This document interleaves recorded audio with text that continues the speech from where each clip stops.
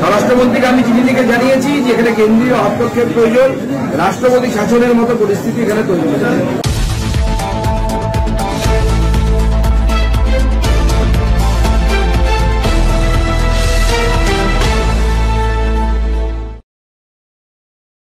উদ্দেশ্য পশ্চিমবঙ্গকে ভারত থেকে বিচ্ছিন্নতা করার জন্য যে বিচ্ছিন্নতাবাদী শক্তিগুলো কাজ করে তাদেরকে সাহায্য করা এবং কেন্দ্রীয় এজেন্সির উপরে এই হামলা প্রথমবার নয়, এর আগেও 2019 সালে তদানীন্তন পুলিশ কমিশনার তার বিরুদ্ধে তদন্তের কাজে গিয়ে সিবিআইকে বাধার সম্মুখীন হতে হয়েছিল।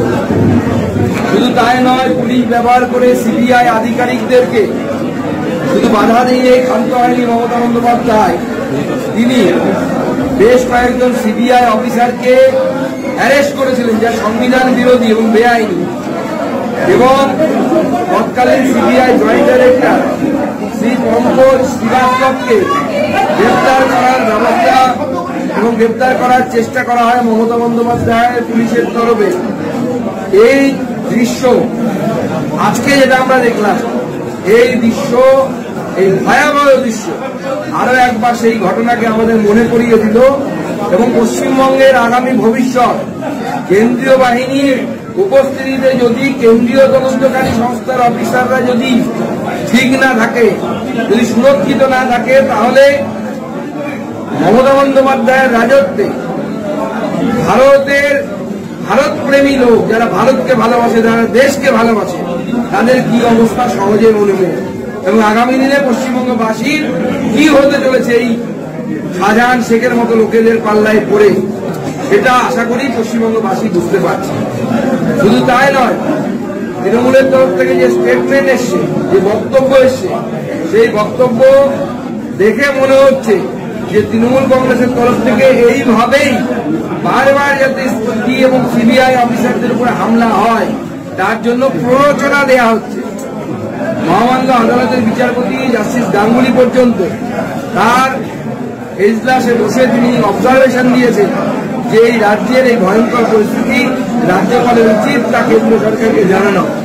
এই মুহূর্তে কেন্দ্রীয় হস্তক্ষেপ প্রয়োজন, না হলে ভারতীয় সংবিধানের সার্বভৌমত্ব, ভারতবর্ষের সার্বভৌমত্ব রক্ষা পশ্চিমবঙ্গে হচ্ছে না। এবং মনে হচ্ছে মমতা বন্দ্যোপাধ্যায় এর আগে বলেছিলেন রাজ্যের জাতীয় সঙ্গীত করবেন। রাজ্য সঙ্গীত অনেক রাজ্যের আছে, কিন্তু কোন রাজ্যে জাতীয় সঙ্গীত নেই। এই ধরনের কথাবার্তা মমতা বন্দ্যোপাধ্যায়ের সাগরেদদেরকে, জেহাদিদেরকে আরো বেশি উৎসাহিত করছে পশ্চিমবঙ্গকে ভারতবর্ষ থেকে বিচ্ছিন্ন করার জন্য।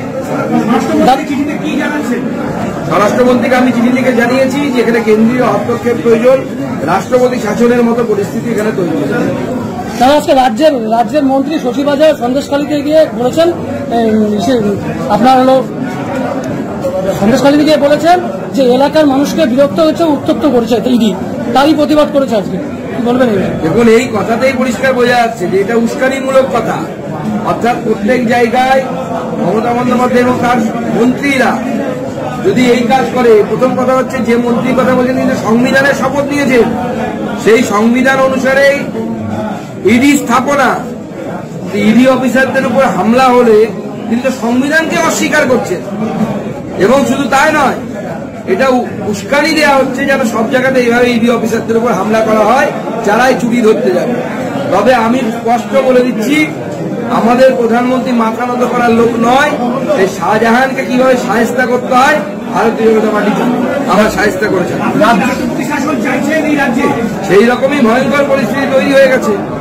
যদি ভারতবর্ষের সংবিধানের দ্বারা সুরক্ষিত কোন সংস্থা যদি নিরপেক্ষভাবে কাজ করতে না পারে, তাদের উপর হামলা হয়, তাহলে কালকে জাজেদের উপর হামলা হবে, পরশু অন্য কারোর উপর হামলা হবে, গোটা রাজ্যের বিচার ব্যবস্থা থেকে শুরু করে প্রশাসন সব ভেঙে যাবে। যা ইচ্ছে তাই করবে শাহজাহান শেখের মতো লোকেরা। রাজ্যপাল জানিয়েছেন রাজ্য সরকার ব্যর্থ এবং সংবিধান অনুযায়ী ব্যবস্থা নেওয়া হবে। একদমই ব্যর্থ। ইডিকে যে অধিকার, ইডি গেছে তদন্ত করতে, এই অধিকার তো সংবিধান দিয়েছে, আইন পাশ হয়েছে লোকসভাতে, তার উপর ভিত্তি করে তারা যাচ্ছে। অতএব যে ঘটনা ঘটেছে হামলা ইডির উপর নয়, ভারতের সংবিধানের উপরে, ভারতবর্ষের সার্বভৌমত্বের উপরে। এটা বাংলাদেশের লোকেরা করলে মানা যেত, এবং যারা করেছে তারা নিজেদেরকে মনে হয় ভারতীয় মনে করে, তারা বাংলাদেশি মনে করে। একটা হামলা হলো, এখন অনেক এজেন্সি এর রাজ্যে কাজ করছে, কি ধরনের ভবিষ্যতে এটা সংক্রমিত হতে পারে? তৃণমূল কংগ্রেস উস্কানি দেওয়ার চেষ্টা করছে। ভারতবর্ষের আইনেরও সেই ক্ষমতা আছে। এবার তাহলে পশ্চিমবঙ্গ পুলিশের উপর ভরসা না করে হাজার হাজার কেন্দ্রীয় বাহিনী নামাতে হবে। সামনের লোকসভা নির্বাচন, তার আগে এই ধরনের ঘটনা। লোকসভা নির্বাচনে প্রতি বুথে কেন্দ্রীয় বাহিনী থাকবে, আমরা বলেছি, দাবি জানিয়েছি। সেখানে ট্যাবু করতে গেলে ব্যবস্থা হয়ে যাবে, কি ধরনের ব্যবস্থা? আইন অনুযায়ী যে ব্যবস্থা হওয়া উচিত, নির্বাচন কমিশন যেরকম বলবে সেরকম ব্যবস্থা হয়েছে। আজকে দিনহাটায় কি যাচ্ছেন? হুমায়ুন বলেছেন যে আপনি গেলে পরে মহিলারা প্রতিবাদ করবে, ছাতা দেখাবে, কালো পতাকা। দেখুন, ওনার দম নেই কি নিজে আসতে পারছেন না ঝাঁটা দেখানোর জন্য? আসতে বলছি তো, যদি দম থাকে উনাকে সামনে আসতে বলুন, সামনে এসে ঝাঁটা দেখাতে বলুন।